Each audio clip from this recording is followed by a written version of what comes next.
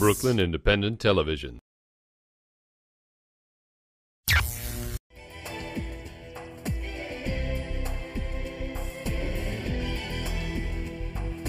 Hello and welcome to Brooklyn Elected Officials. I'm Brooklyn District Attorney Charles Hynes, and today I'm joined by Wanda Lucibello, Chief of Domestic Violence for the Kings County District Attorney's Office. And Wanda, thank you for joining me. Thank you. I'm happy to be here. Great. And this is the second or third time, I think. I think so. So now we're in Domestic Violence Awareness Month, and there's probably no one more well-known in this area than you are and the tremendous work you've done. But why don't we go to the early years of Wanda Lucibello? Wanda Hall, I think, right? Yes. Yeah. Lucibello is my... maiden name. Yeah, my dad's name. Yeah. But I did marry Arthur Hall. Arthur Hall. That's straight shot Arthur. But that's a private joke. So tell me about your educational background, college, law school, and how did you end up in the DA's office? Well, I went to St. Lawrence University in Canton, New York. I was lucky enough to get a full scholarship, including some money from the United Federation of Teachers. So I'm very, still to this day, grateful to them. So I went to St. Lawrence up in Canton, New York. I was a French and government major there, and then I went to State University of New York School of Law at Buffalo. Where were you living growing up before you went to college? I was born in Little Italy, okay. where I still have a cousin who resides in the same apartment building right above Ferrara's Bakery in Little Italy. And then my family moved to the country, to Queens. Right. And then from there I went to St. Lawrence and then SUNY Buffalo School of Law. And did you like the weather that you stayed up to go to SUNY Buffalo Law School? I loved it. I loved it. Yeah. I loved Buffalo. I met my husband there, so it was... He went to law school there as well? He went to law school and college in Buffalo, so... That's a great city, great city. I had an office there many years ago. And so how did you go from there to the Brooklyn DA's office? Well, I was not a particularly good law student when it came to subjects other than criminal law. So I really found that criminal law really spoke to me in a way that I thought really it could only be the career choice I could make. And so I vowed to enter a prosecutor's office, and I was lucky enough to get a job in Brooklyn, and that's where I have been for the last 31 years. My goodness. So you were hired by Eugene Gold? Yes, I was. And did you ever consider a career in the defense track? I mean, I would not have been adverse to it because, again, it was primarily criminal law, but prosecution really just grabbed me in a way that has made it very, very satisfying to me to do it. How big was your class when you were hired by District Attorney Gold? When I was hired, my incoming class, I think, was over 60 people. It was probably 63 people. And how many women?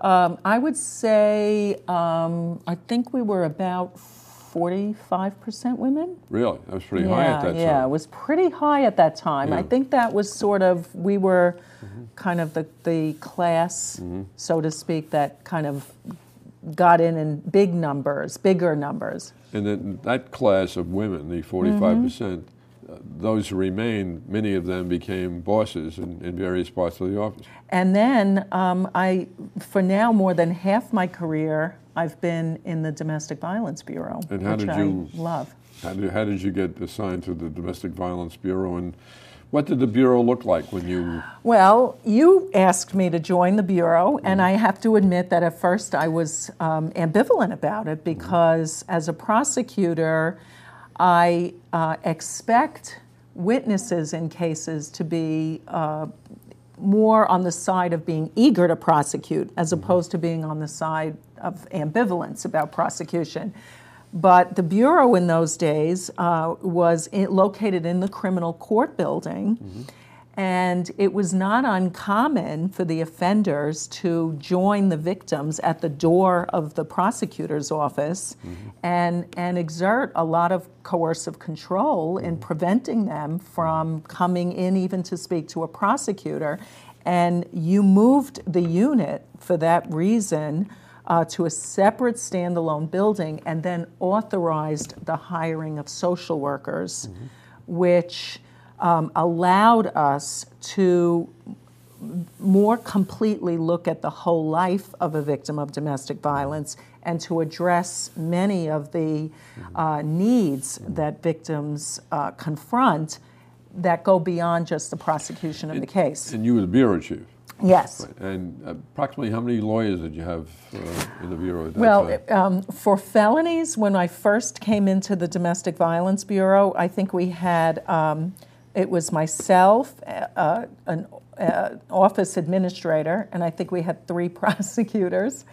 And then there were misdemeanor prosecutors separate from us who did domestic violence case. They numbered, I would say, probably at about maybe 10 or 11. But they weren't part of the bureau. They weren't yet part of the bureau. And then gradually it made sense to put it all together in one place. So now we cover the spectrum from the misdemeanor prosecutions to the felony prosecutions, including the domestic violence homicide cases. Now, what are some of the reasons you learned that made victims less than eager to prosecute cases?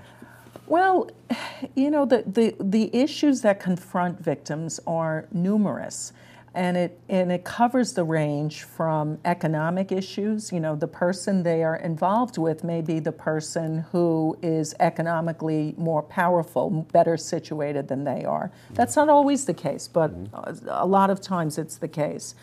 There may be immigration issues that confront people where they're afraid to disclose what's going on because they may be involved with someone who has legal status in the United States who's frightening them about going to authorities. So we want people to know you don't have to be afraid of that. And that is a serious concern about someone worried about being deported. How do you deal with that? How do you overcome that? Well, you know, it's... I mean, at this point, not recently. I mean, right. After the major breakthrough was the Family Justice Center, which we want to talk about in a moment or two. But how did you deal with that reality in those days that victims were afraid they were going to be deported?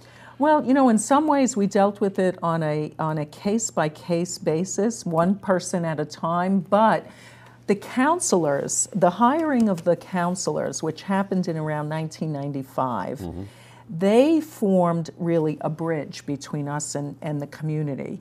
Because as government folks, we're not always the most trusted by community members. But what the social workers were able to do is really bridge between us and the community and form alliances among many community support groups. And they, in turn, have credibility with the communities they represent.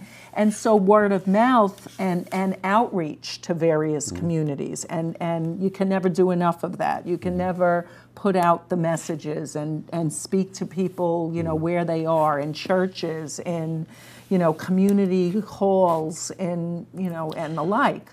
So we were able to position ourselves well, and we became one of the 15 places in the United States out of 150 applications. So what was the time period from the time you applied to when you got the grant? Well, you're not a person of patience when it comes to getting things started. So the idea was one that you were eager to start. And I recall you saying something like, you know, none of this, we're going to meet next Tuesday and figure it out. We're going to do this. And so you moved about 100 people in the district attorney's office under our roof so that community-based organizations could move their folks in so that we could have one, you know, contiguous floor space. So and I might add, I did it with great sensitivity.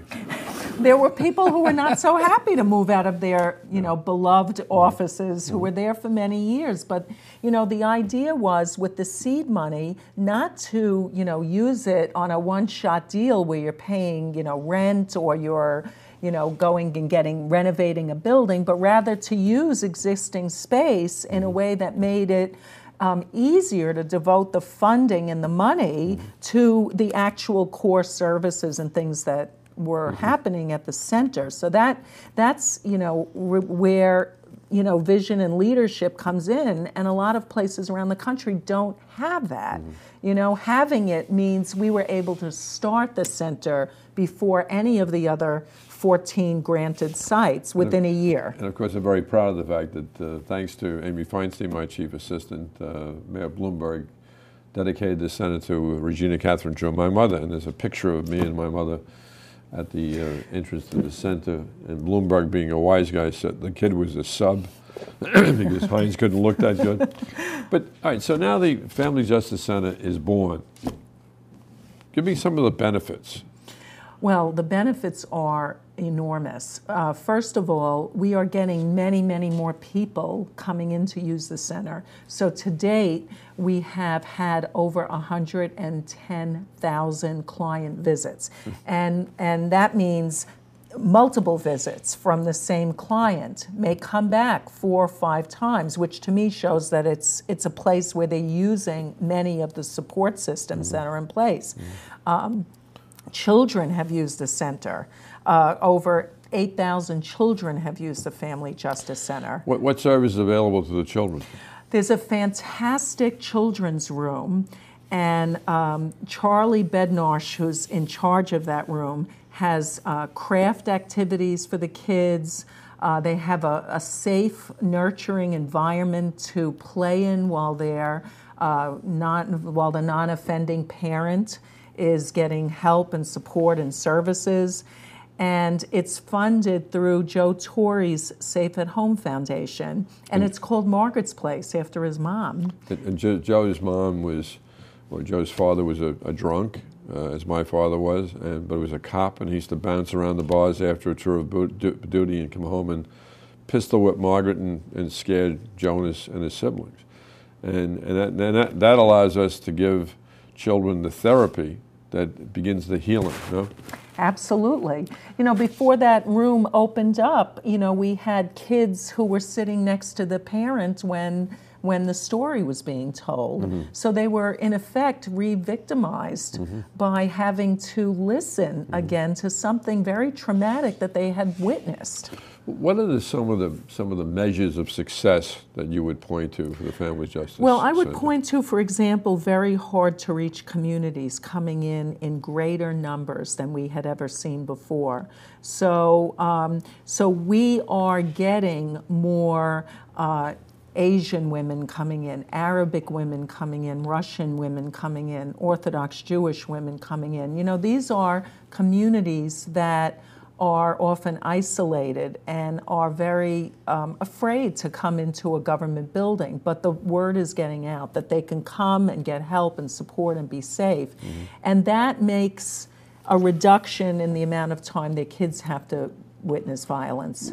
What triggers the access to services at Family Justice Center? Does there have to be an arrest? No, I'm glad you asked me that question. It absolutely does not have to be an arrest. And in fact, the numbers of people coming in without an arrest taking place, walk-in clients, have gone up. So we're happy about that because we want people to know if you need a quiet place and advice about what to do, you can walk into the center without engaging any court system whatsoever, police, civil court.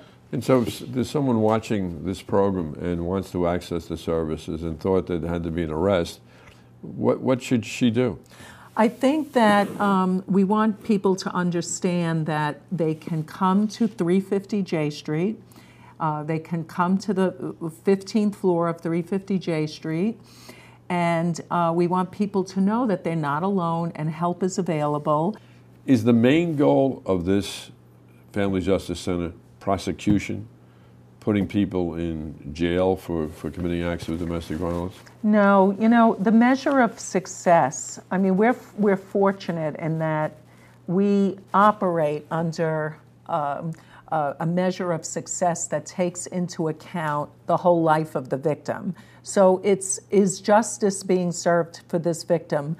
That justice might be economic justice, getting them empowered on their feet financially. It may be civil justice in a family court. It may be accountability for the defendant in a criminal court. But it's driven by all of these measures of success, not just the criminal prosecution. And the social services available for the victims and their surviving children, does it stop at that, or is there anything available for batterers? Is there any batterer intervention program? Well, there are. We have batterer intervention programs through our criminal court, and the idea behind a batterers program is, first of all, to see if that might change the pattern of coercive control that's being exerted over a victim of domestic violence.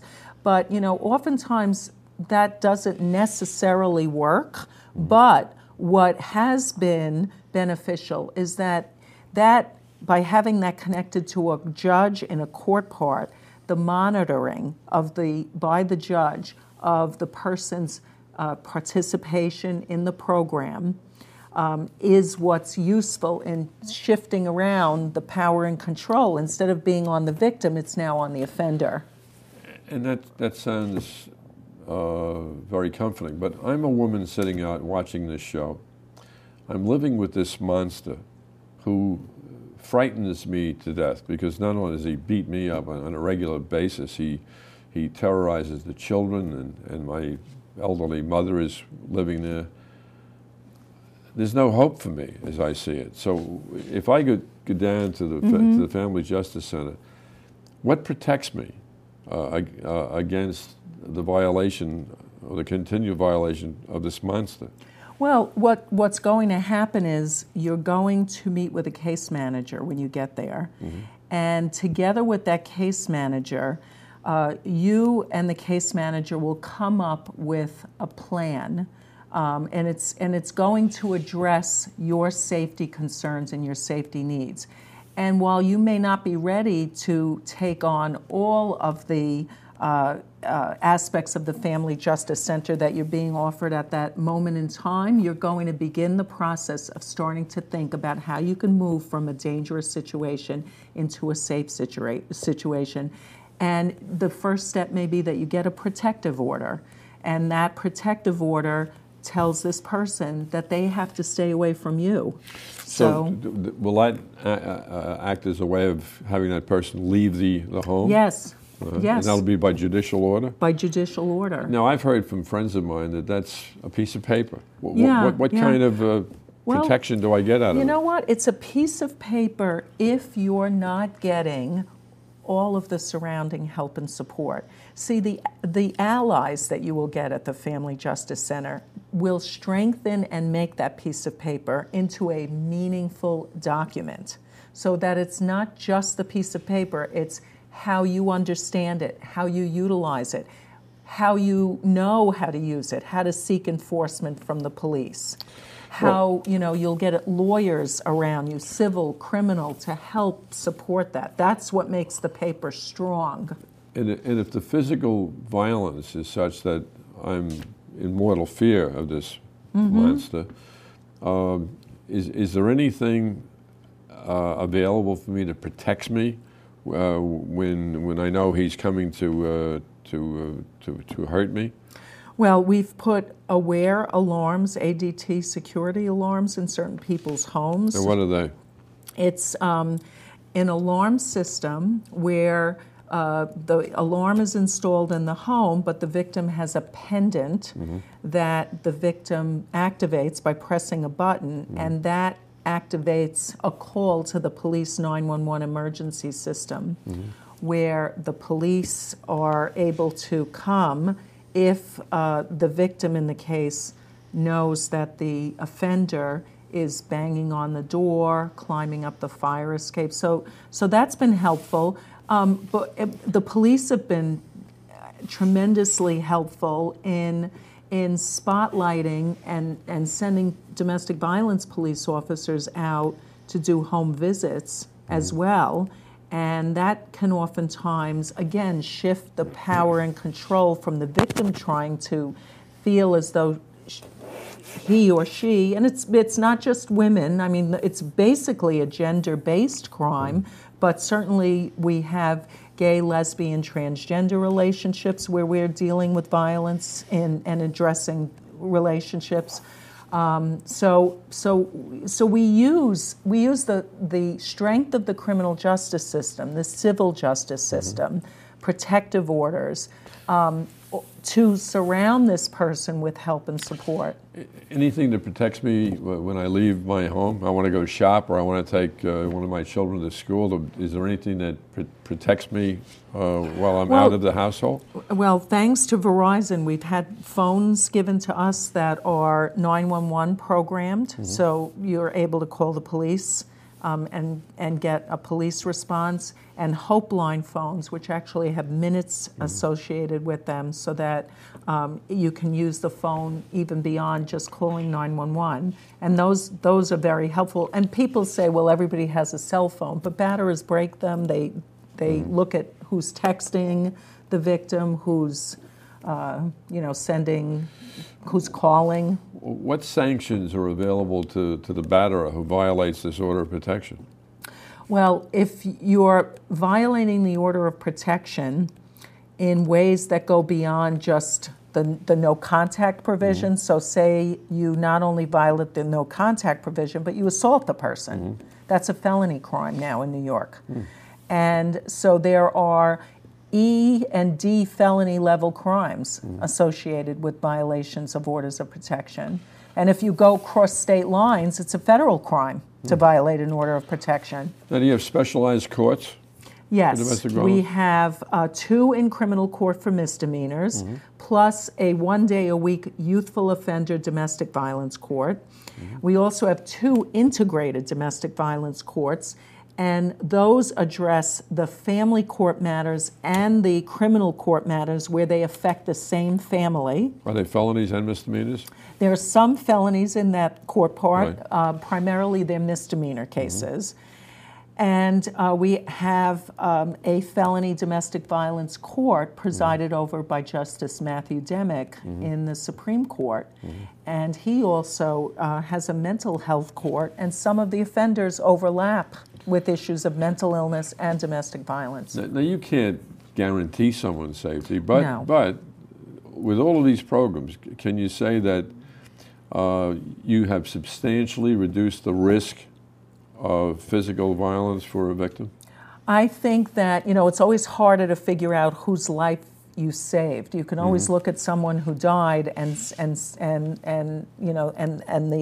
the horror of those circumstances, but it's harder to see, who you've saved. But I feel as though that unquestionably having these comprehensive systems in place reduce isolation and risk. And what kind of experience have you had with intimate partner homicides?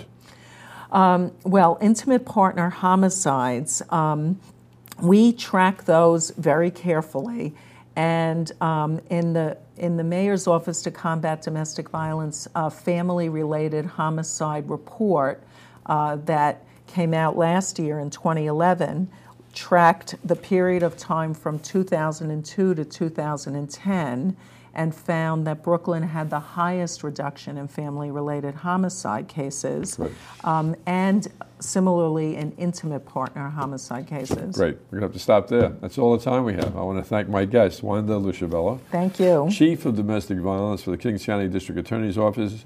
And thank you for watching Brooklyn Elected Officials on the BCAT TV network. Thank you.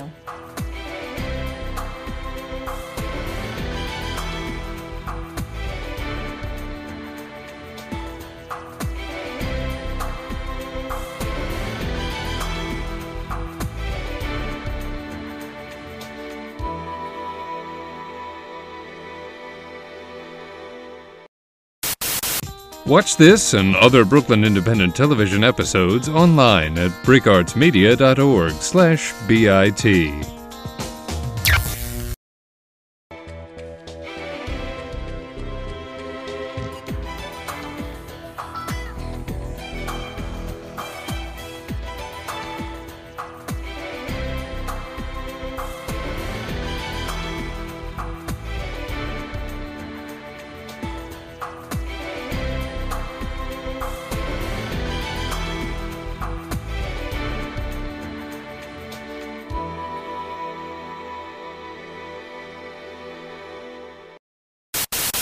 Watch this and other Brooklyn Independent Television episodes online at bricartsmedia.org/BIT.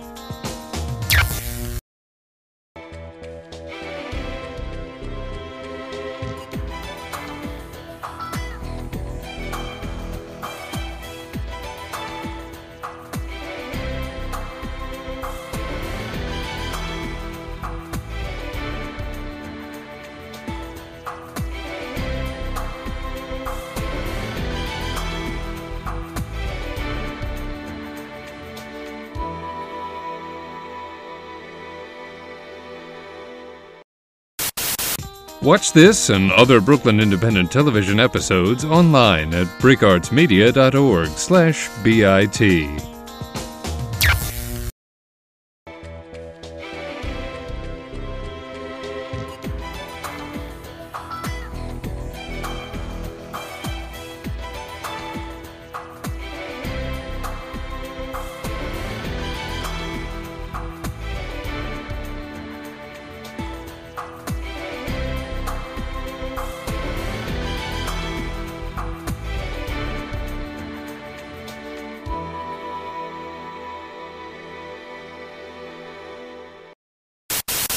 Watch this and other Brooklyn Independent Television episodes online at bricartsmedia.org/BIT.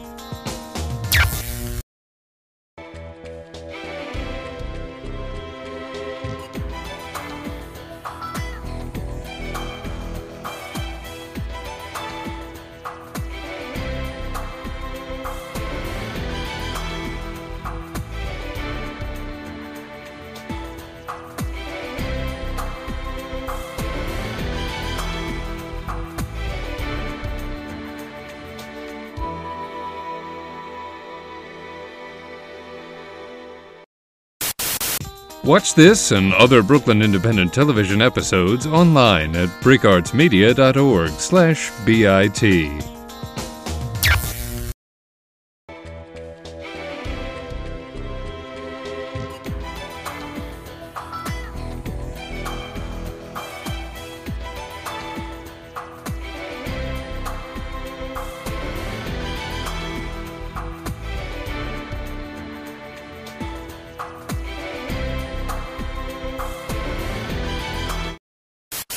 Become a fan on Facebook, like Brooklyn Independent Television.